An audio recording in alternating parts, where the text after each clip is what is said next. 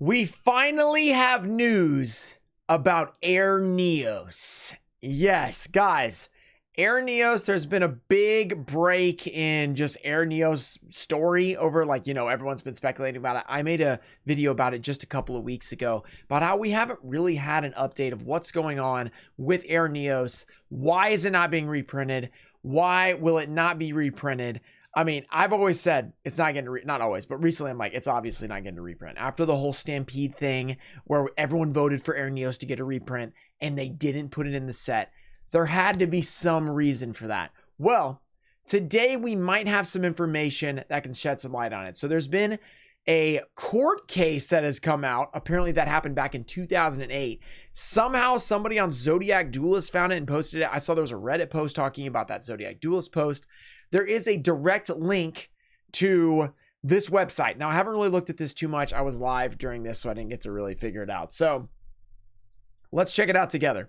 So here is, some website named Trellis. I am not a lawyer. This is probably more of an MBT kind of thing because he is actually in law school. People that are lawyers probably understand this a little bit more, but I'm just going to go through it and check it out. So on April 11, 2008, an amended complaint against Konami Digital Entertainment, Upper Deck Company, 4Kids Entertainment, So they had a complaint by Beyond Comics, Inc.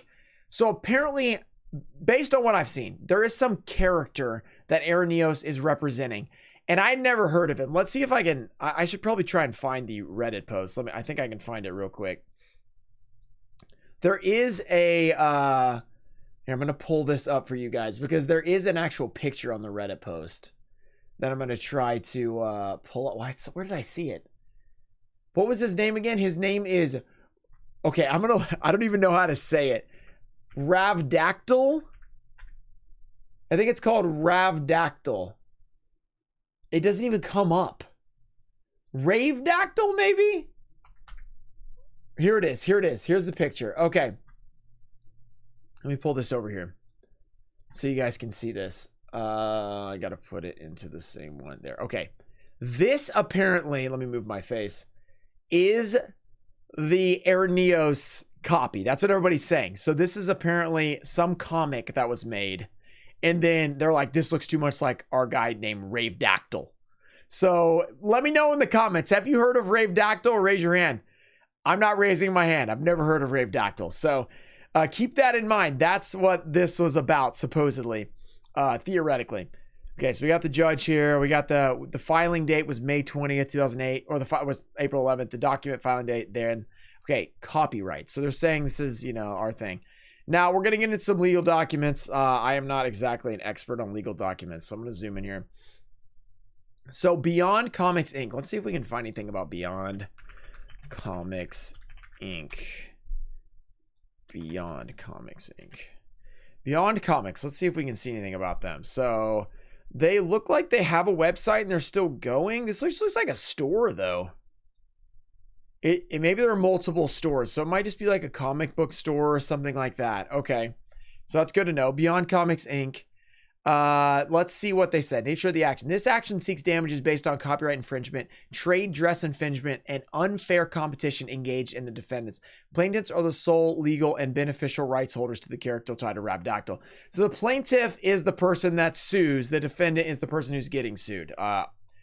I'm going to try not to mess anything up. I'm not a law expert, but so the plaintiffs, they're the people suing, saying we're the only people who own rights to Ravedactyl. Okay, you can't put Ravedactyl in your game. Which, if you don't know, I didn't mention this in my Air Neos video. There was a similar situation with the Mad Lobster, where there was another thing that it actually looked exactly like Mad Lobster. Like more than this looks like Air Neos. Ravedactyl looked like Air Neos.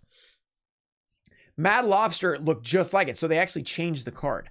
But it looks like they're not doing that for Air Neos because I don't know what happened here. But so they sued. They're like, hey, this looks too much like it. And early days of Yu-Gi-Oh! It's kind of the Wild West. There might have been some artists. I don't know who each of the artists were that were like, hey, let's, I am inspired by this and let me make another character design. Or maybe who knows? They may have even copied it, made it look a little bit different. Who knows? I don't know how that works with the, artists being hired. It's like, how do they check, like, if they copied somebody, how random or trustworthy these people, these artists, I don't know, because some of them are probably like big and some are a lot smaller early on.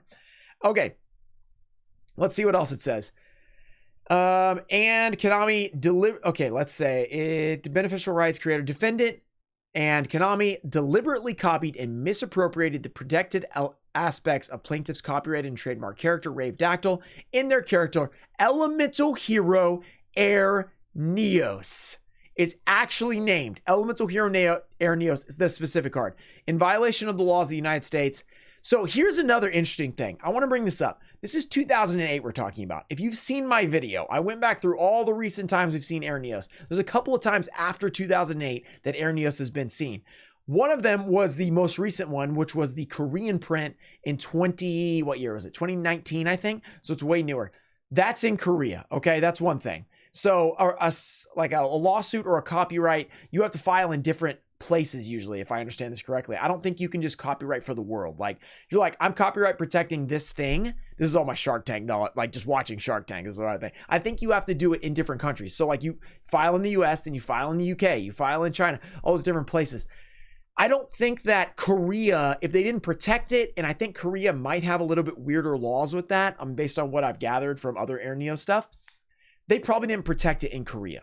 So they probably did protect it in the US. So it's like, okay, well, they probably printed it over there because, it doesn't matter. The copyright thing happened over here.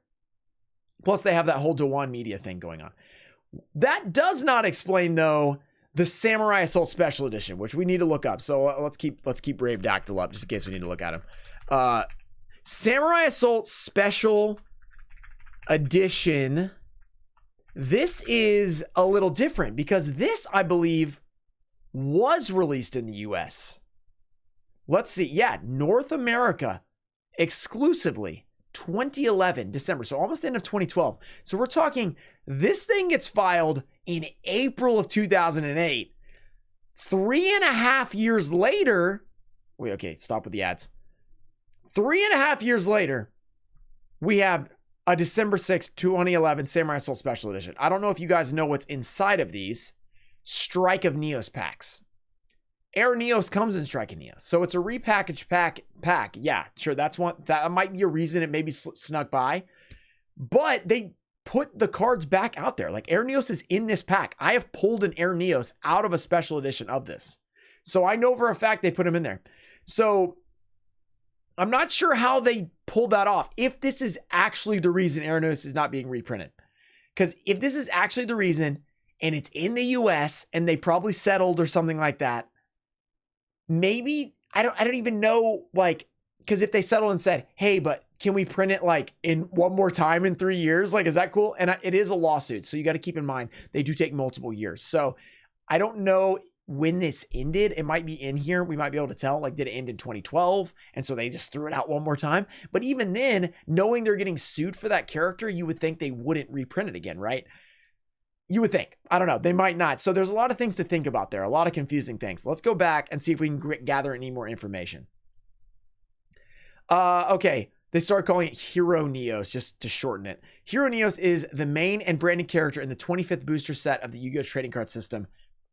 Is it really the 25th? So we could, because of this, we couldn't get a Strike of Neos reprint as the 25th reprint in the 25th anniversary. Would have made they were probably so bummed about that. They're like, all right, for the 25th anniversary, let's do the 25th set ever as a reprint. Oh crap, it's Strike of Neos. We can't do that. So that's interesting. Okay, and then there's the case number, all that different stuff. There's 27 pages, by the way. So we're not going to go through this whole thing or we'll be here all day. But I did want to cover this. I know a lot of people are interested. Like 100 people messaged me and came up in our stream. Okay, is the sole character of the cover. Yeah, he is literally the cover card. Yeah, the character on the cover of every individual package of trading cards, trading card boxes, pop-up displays, advertisements, and commercials. So another way they might have been able to sneak by is Samurai Assault didn't have Air Neos on it, right? So the packs did, but they're inside that. So maybe that was how they were to sneak it by, if this is actually the reason. It also appears as the branded character on blister packs, designed to sell prior booster sets, in the television program Yu-Gi-Oh! GX.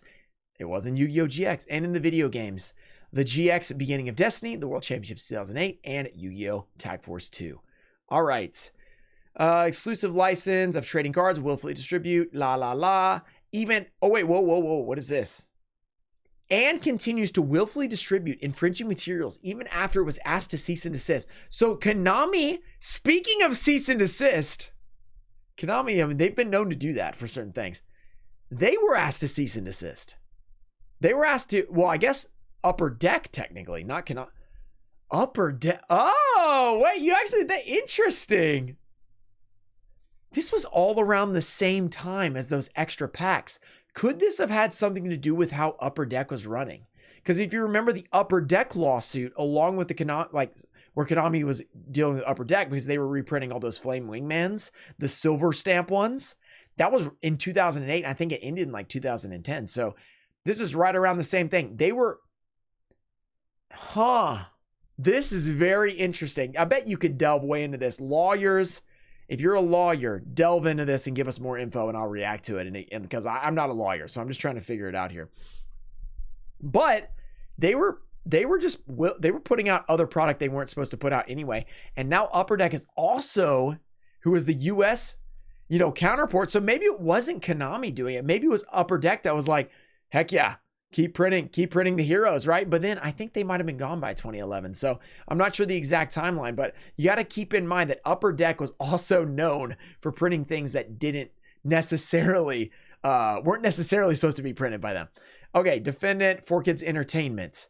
Okay, so there's 3 different defendants. So there's like Konami, there's Upper Deck, and then there's 4Kids because they have the TV shows. They willfully and deliberately continue to air episodes. Air Neos episodes? Yeah, with the infringing Air Neos. Okay. This action arises, blah, blah, blah. Is there anything else we can gather from these? Venue of this action proper. Okay, venue, plaintiff, Beyond Comics. Yeah, and this guy who was the CEO of Beyond Comics, his name was Greg? Graug or Greg? Does that say Greg or Greg? I don't know what that says.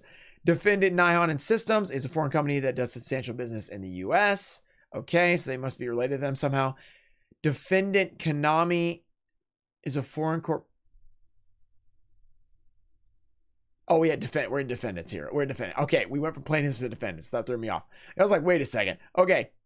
Yeah, we know that. Upper Deck. Okay, 4Kids is also, there's a lot of defendants in here. Man, law is just ridiculous, man. I'm glad I'm not in it. 4Kids, the principal place. Yeah. Anything else that we can see? Does it mention Air Neos ever again? Let's do this. Air Neos once. No other character in American comics resembles Ravedactyl. It is unique. Elemental hero Air Neos incorporates Ravedactyl protected elements and is nearly identical. Okay, let's see. Let's put up a poll. Like, not a real poll, but do you guys think that this... okay. I didn't mean to bring that up. Do you guys think that this looks exactly like Air Neos?